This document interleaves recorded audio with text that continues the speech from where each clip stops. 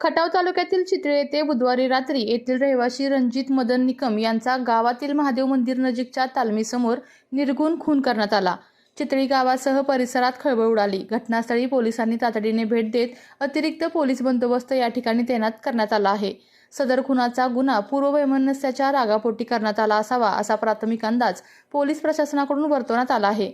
या प्रकरणी आरोपींना अवघ्या 3 तासातच ताब्यात घेण्यात आले असून सदर घटनेचा तपास वडूज पोलीस ठाण्याचे पोलीस निरीक्षक घनश्याम सोनवणे यांच्या मार्गदर्शनाखाली सहाय्यक पोलीस निरीक्षक विक्रांत पाटील व त्यांचे सहकारी करत आहेत।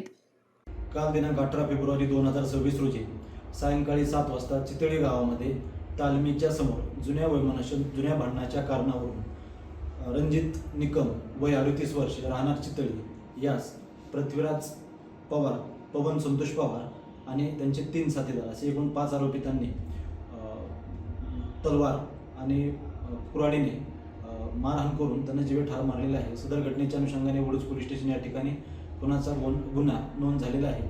सदर गुन्ह्याचा तपास माननीय SP sir Tushar Joshi sir, additional SP Vaishali Kadukar madam आणि SDPO रणजित सावंत सर यांच्या मार्गदर्शनाखाली API विक्रांत पाटील हे करीत असून त्यामध्ये 2 आरोपींना अटक करण्यात आली असून एक विधी संघर्षग्रस्त बालक याला पोलिसांनी रखवालीत ठेवलेले आहे, निगराणीत घेतलेले आहे।